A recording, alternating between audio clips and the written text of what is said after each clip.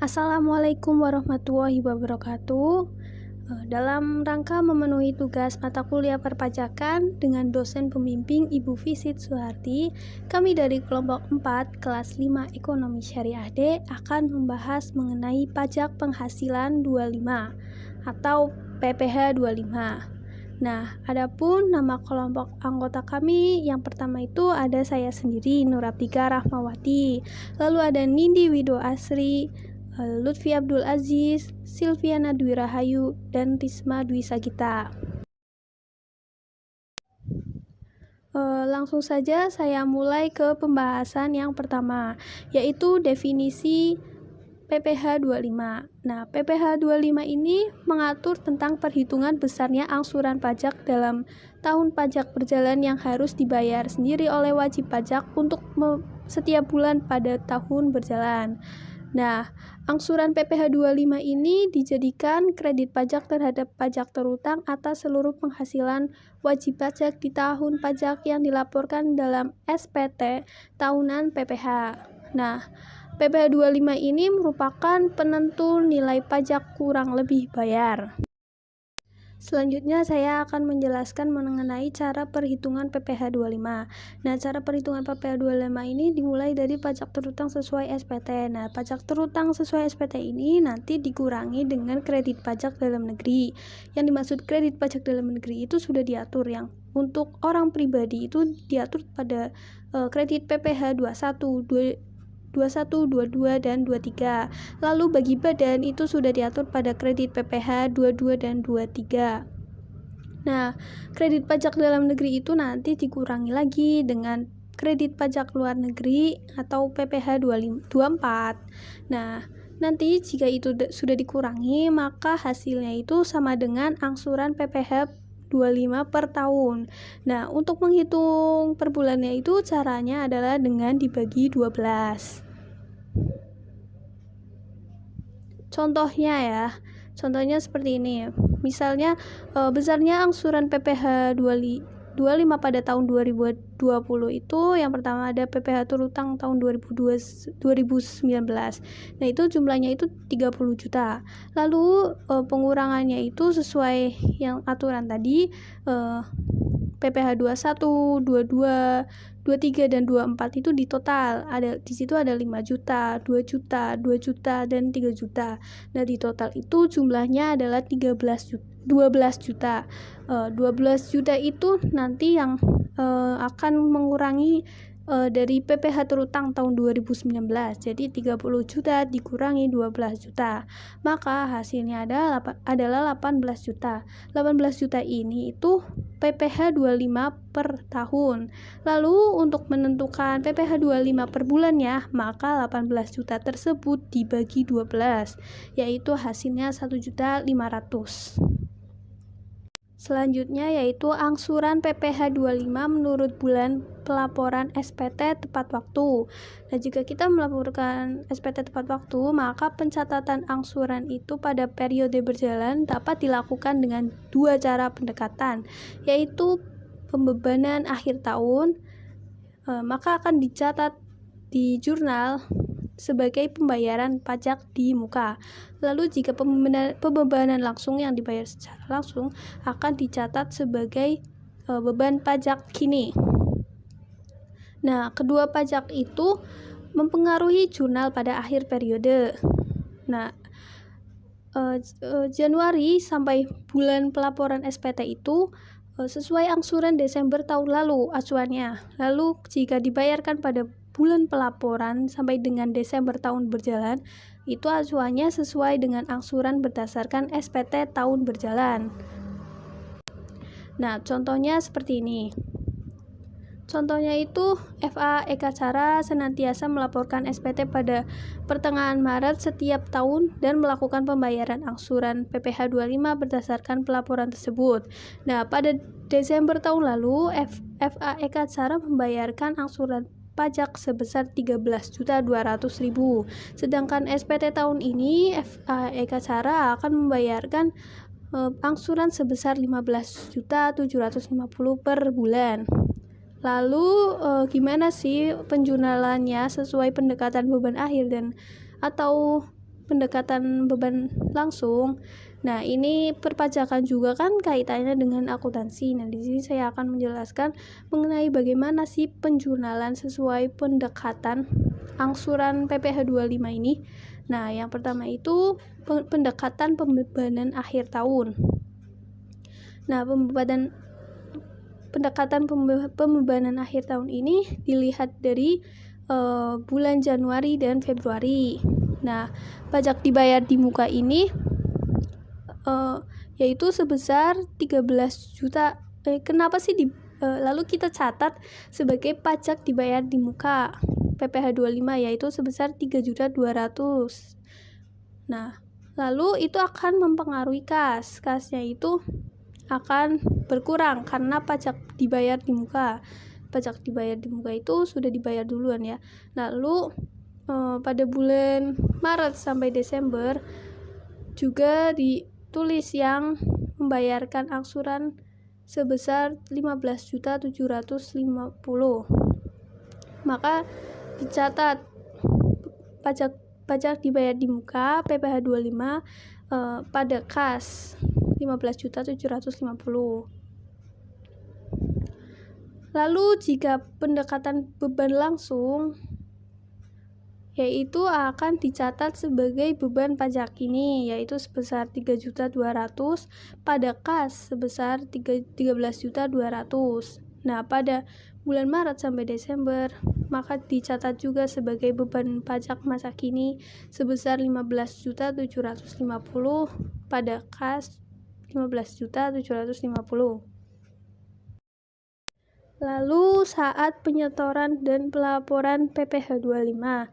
Nah, saat penyetoran dan pembayaran PPh 25 ini itu paling lambat adalah tanggal 15 bulan takwim berikutnya. Misalnya ini bulan Oktober, maka paling lambat itu tanggal 15 November. Lalu yang kedua itu pada saat pelaporan masa. Jadi itu paling lambat itu 20 hari setelah masa atau bulan pajak terakhir. Nah, dalam bentuk SSP lembar ketiga. Untuk slide selanjutnya akan dibahas oleh teman saya. Terima kasih. Baik, saya Nedwida Astri dengan NIM 1917201052 akan melanjutkan materi yang selanjutnya.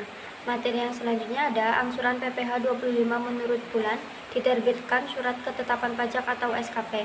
Latar belakang dari penertiban SKP adalah ketika pemeriksaan menemukan ketidaktepatan penghitungan dalam SPT. Pada bulan Januari sampai bulan pelaporan SPT, yaitu sesuai angsuran Desember pajak tahun lalu. Dan pada bulan pelaporan SPT sampai penerbitan SKP sesuai angsuran berdasarkan SPT tahun berjalan.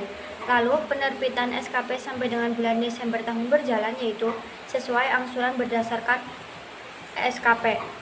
Lalu selanjutnya angsuran PPh pasal 25 menurut bulan atau pajak tahun lalu lebih bayar menurut SPT. Latar belakangnya adalah ketika wajib pajak mengajukan permohonan restitusi atas pajak lebih bayar tahun lalu. Lalu pada bulan Januari sampai bulan pelaporan SPT sesuai angsuran Desember tahun pajak bulan lalu. Nah, selanjutnya bulan pelaporan SPT sampai penerbitan surat keputusan Dirjen Pajak yaitu sesuai angsuran Desember tahun pajak lalu. Lalu penerbitan surat keputusan Dirjen Pajak yaitu sampai Desember tahun berjalan, yaitu sesuai angsuran berdasarkan surat keputusan Dirjen Pajak. Nah, selanjutnya ada pula ketentuan pasal 25.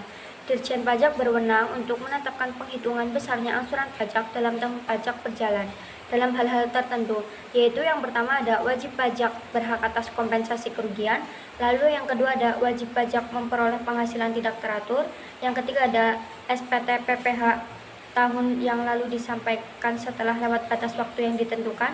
Lalu yang keempat, wajib pajak diberikan perpanjangan jangka waktu penyampaian SPT PPh. Yang kelima, wajib pajak membetulkan sendiri SPT PPh yang mengakibatkan angsuran bulanan lebih besar dari angsuran bulanan sebelumnya pembetulan. Nah, yang keempat, terjadi perubahan keadaan usaha atau kegiatan wajib pajak. Selanjutnya, wajib pajak berhak atas kompensasi kerugian. Apa sih definisi kompensasi kerugian itu? Definisi kompensasi kerugian merupakan kompensasi kerugian fiskal berdasarkan SPT, SKP, surat keputusan keberatan, atau putusan banding. Ketentuan diatur oleh pasal 6 ayat 2 atau pasal 31A Undang-Undang PPH. Nah, pengaruh terhadap penghitungan PPH 25 yaitu kompensasi kerugian merupakan pengurangan penghasilan yang dijadikan dasar penghitungan PPH terutang. Ada pula contohnya yaitu penghasilan PT Dira tahun 2011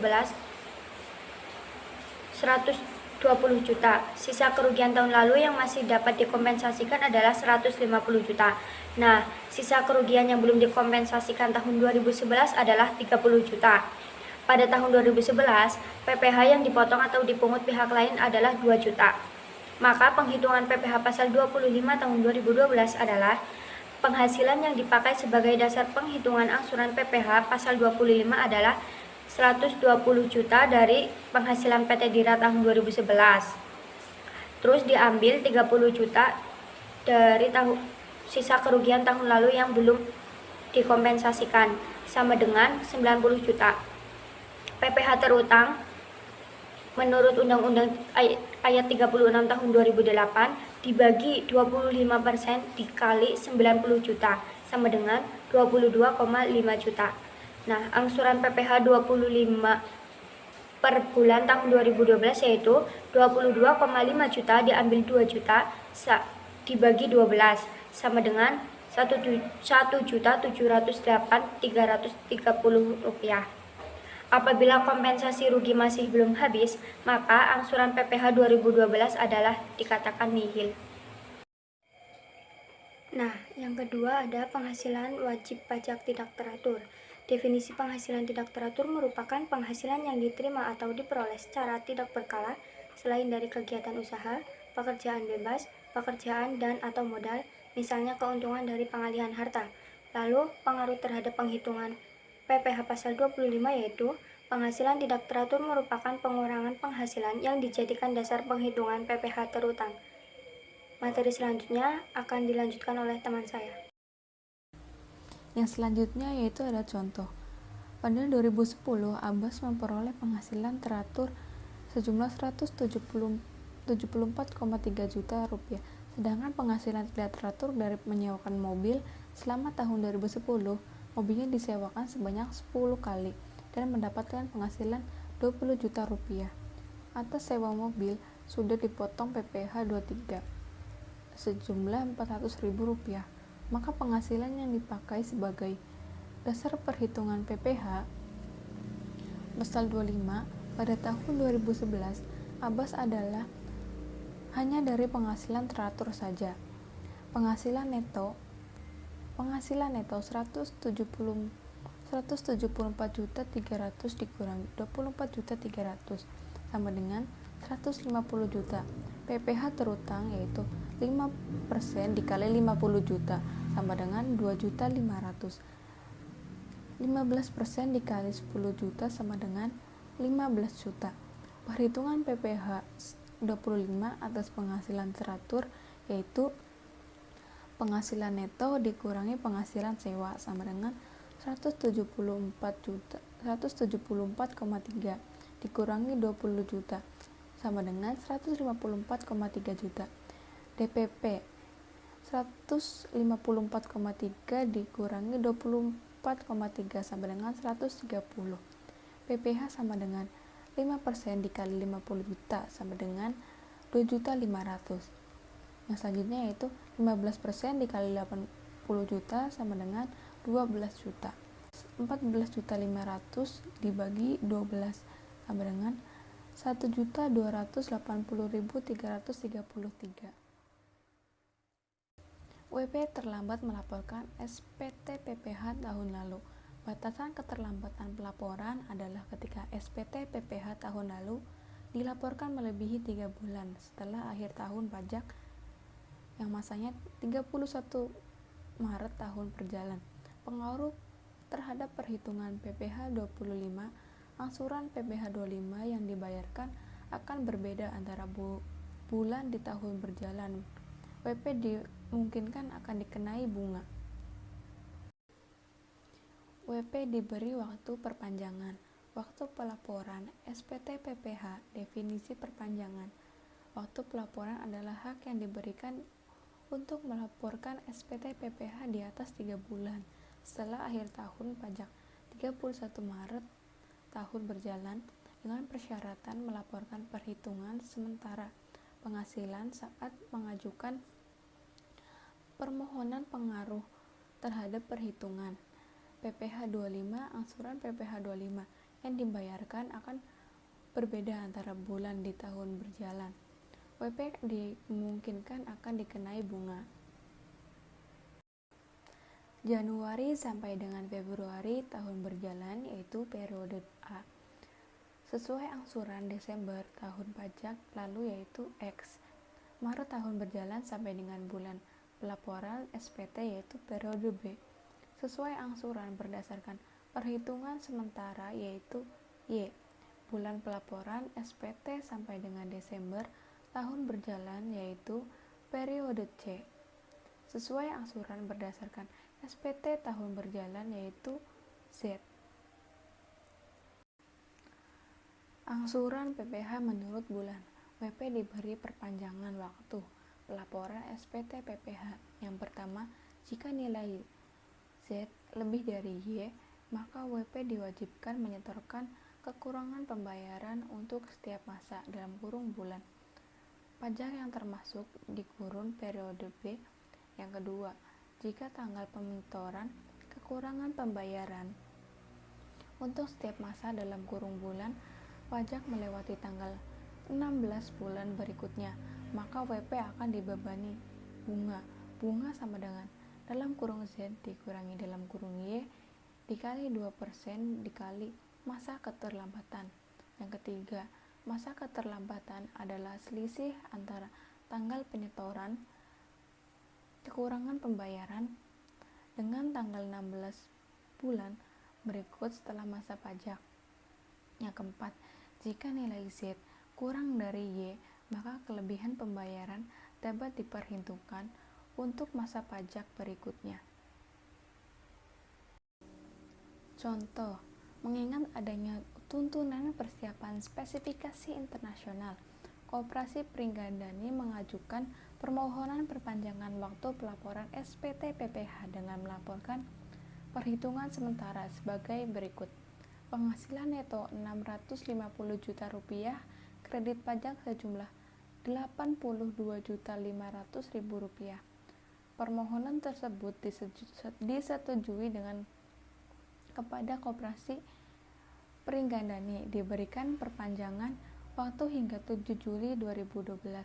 Di tanggal 3 Juni, Koperasi Pringgandani melaporkan SPT dengan informasi berikut.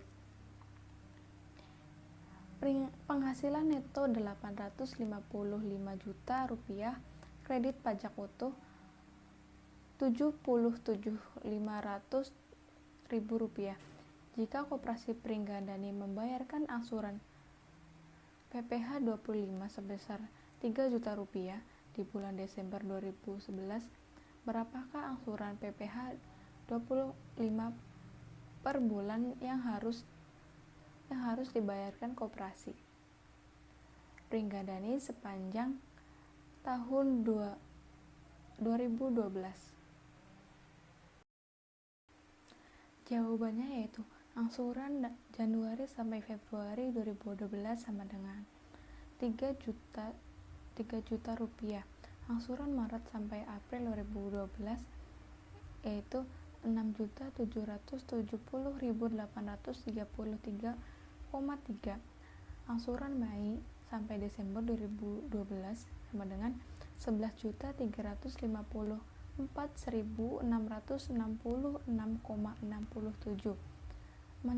Mengingat nilai angsuran yang seharusnya melebihi nilai berdasar perhitungan sementara, maka dikenakan bunga 2% per bulan sebagai berikut. Atas kekurangan pembayaran Maret, bunga terhitung sejak 16 April 2012 sampai dengan tanggal setor. Atas kekurangan pembayaran April, bunga terhitung sejak 16 Mei sampai dengan Tanggal sektor. Atas kekurangan pembayaran Mei. Bunga terhitung sejak 16 Juni sampai dengan tanggal setor. Ya, next. Yang kelima, wajib pajak membetulkan sendiri SPT PPh. Yang dimaksud membetulkan sendiri merupakan pelaporan kembali SPT PPh setelah dilaporkannya SPT PPh pertama sebagai bentuk pembetulan atas kesalahan pelaporan yang bersumber dari wajib pajak. Jadi di sini wajib pajak itu melakukan kesalahan sehingga wajib pajak perlu melaporkan kembali kepada perpajakan. Lalu pengaruhnya terhadap perhitungan PPh 25, angsuran PPh 25 yang dibayarkan akan berbeda antar bulan di tahun berjalan. Wajib pajak dimungkinkan akan dikenai bunga. Angsuran PPh 25 menurut bulan atau wajib pajak membetulkan sendiri SPT PPh. Jika bulan Januari sampai bulan pelaporan SPT pertama atau periode A, maka sesuai angsuran Desember tahun pajak lalu atau X. Jika bulan pelaporan SPT pertama sampai bulan pelaporan SPT pembetulan atau periode B, sesuai angsuran berdasar SPT pertama atau Y. Jika bulan pelaporan SPT pembetulan sampai Desember tahun berjalan periode C, maka sesuai angsuran berdasar SPT pembetulan Z.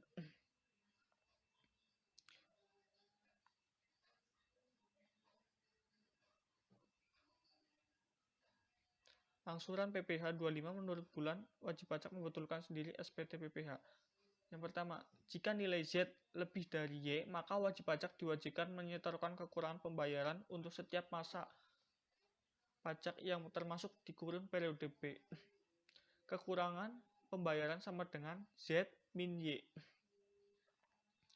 Yang dimaksud Z min Y ini adalah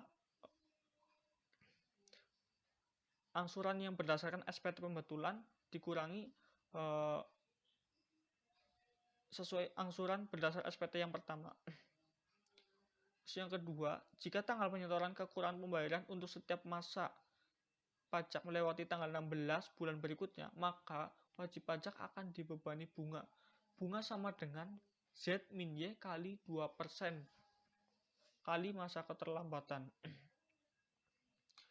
Yang ketiga, masa keterlambatan adalah selisih antara tanggal penyetoran kekurangan pembayaran dengan tanggal 16 bulan berikut setelah masa pajak. Yang keempat, jika nilai Z kurang dari Y, maka kelebihan pembayaran dapat diperhitungkan untuk masa pajak berikutnya. Di sini ada contoh kasus dan contoh soalnya ya. Atas tujuan meningkatkan kegiatan terhadap peraturan perpajakan, CV Sawo Jajar melaporkan SPT PPh tepat waktu di tahun 2012 dengan informasi sebagai berikut. Penghasilan neto 3.450.000.000, kredit pajak 637.500.000. Akan tetapi akibat penyiapan yang tergesa-gesa, SPT pertama CV Sawo Jajar memiliki kesalahan penghitungan sehingga CV Sawo Jajar harus melaporkan SPT pembetulan pada pertengahan Juli 2012 dengan informasi sebagai berikut. Penghasilan neto 3.875.000.000, kredit pajak 535.000.000.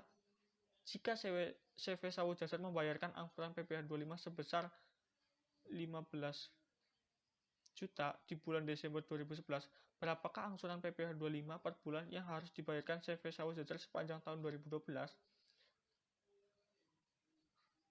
Maka jawabannya seperti tabel di gambar berikut ya.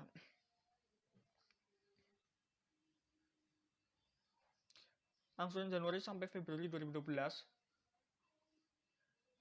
Rp 15 juta. Angsuran Maret sampai Juni 2012 18.750.000. Angsuran Juli sampai Desember 2012 36.145.833. Mengingat nilai angsuran seharusnya melebihi nilai berdasar SPT pertama, maka dikenakan bunga 2% per bulan sebagai berikut. Atas kekurangan pembayaran Maret, bunga terhitung sejak 16 April 2012 sampai dengan tanggal setor. Atas kekurangan pembayaran April, bunga terhitung sejak 16 Mei sampai dengan tanggal setor. Atas kekurangan pembayaran Mei, Bunga terhitung sejak 16 Juni sampai dengan tanggal setor. Atas kekurangan pembayaran Juni, bunga terhitung sejak 16 Juli sampai dengan tanggal setor. Lalu yang keenam, perubahan keadaan usaha atau kegiatan wajib pajak. Dikatakan berubah itu jika peningkatan usaha, ada dua kategori ya, peningkatan sama penurunan. Untuk peningkatan usaha adalah ketika diperkirakan terjadi peningkatan PPh terutang menjadi lebih tinggi dari 150% dari dasar pengenaan PPh 25. Lalu yang penurunan usaha adalah jika selama 3 bulan atau lebih wajib pajak dapat menunjukkan bahwa PPh terutang untuk tahun pajak tersebut menjadi lebih rendah dari 75% dari dasar pengenaan PPh 25. Yang lalu ada pengajuan permohonan. Yang pertama itu wajib pajak mengajukan permohonan tertulis kepada KPP tempat WP terdaftar. Lalu yang kedua ada WP menyampaikan penghitungan perkiraan PPh terutang berdasarkan perkiraan penghasilan untuk bulan dikurangi bulan tersisa pajak berjalan. Yang ketiga itu jika dalam waktu 1 bulan sejak tanggal terima surat permohonan kepala KPP tidak memberi keputusan, maka permohonan diterima. Kenalkan, saya Risma Dusagita, NIM 1917-2012-42. Di sini saya akan menjelaskan dari contoh soal ya, teman-teman. Nah, di sini ada soal FA. Kahuripan merupakan perusahaan yang bergerak di bidang pengeringan tembakau dan selama ini telah menjalin kontrak eksklusif yang diperbaharui setiap tahunnya dengan komunitas masyarakat pelinting rokok di daerah domisili usaha. Atas kontrak tersebut, perusahaan akan menerima pembayaran tetap senilai 12.500.000.000 rupiah per bulan. Di awal bulan Mei, secara tiba-tiba, pemerintah mengesahkan RUU larangan merokok, sehingga komunitas tersebut gulung tikar. Sebagai dampak, FA Kahuripan pun terpaksa mengalihkan usahanya menjadi pengeringan jamur. Nah, kemudian ada tabel penghasilan perusahaan adalah sebagai berikut. Yang pertama itu ada di bulan Mei sebesar 2.500.000.000 rupiah. Kemudian ada penghasilan di bulan Juni sebesar 1 miliar rupiah. Ada penghasilan di bulan Juli itu naik drastis menjadi 7.500.000.000 rupiah. Kemudian ada penghasilan di bulan Agustus diperoleh kontrak eksklusif 1 tahun menjadi 5 miliar rupiah. Jika perusahaan mengajukan permohonan pengurangan pajak penghasilan pasal 25 di bulan Juli dan disetujui di pertengahan bulan Agustus, maka yang ditanyakan di sini berapakah besar angsuran pajak penghasilan pasal 25 yang harus dibayar oleh perusahaan masing-masing bulan. Nah, jawaban dari soal itu yaitu perhitungan angsuran PPh 25 per bulan itu jawaban akhirnya adalah 1.032.91.667. Ketentuan pasal 25 di mana Menteri Keuangan menetapkan penghitungan besarnya angsuran pajak bagi yang pertama itu ada wajib pajak, kemudian ada bank, BUMN, BUMD, wajib pajak, masuk bursa, dan wajib pajak lainnya yang berdasarkan ketentuan peraturan perundang-undangan harus membuat laporan keuangan berkala. Dan ketiga itu ada wajib pajak orang pribadi pengusaha tertentu yang melakukan kegiatan usaha di bidang perdagangan grosir dan atau ecer barang konsumsi melalui gerai atau outlet yang tersebar di beberapa lokasi atau alamat usaha beda dengan alamat domisili. Kita bahas yang pertama dulu yaitu PPh pasal 25 bagi wajib pajak baru, di mana wajib pajak baru adalah orang pribadi atau badan yang baru pertama kali memperoleh penghasilan dari usaha atau pekerjaan bebas dalam tahun pajak berjalan. Nah, angsuran bulanan dalam tahun berjalan didasarkan pada perkiraan penghasilan berdasarkan bulan operasi awal. Nah, di sini ada catatan bahwa penghasilan neto adalah jumlah disetahunkan dari penghasilan 1 bulan.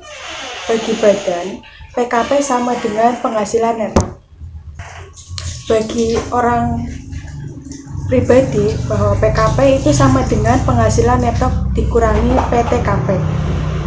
Nah, kemudian yang kedua itu ada wajib pajak bank dan sewa dengan hak opsi.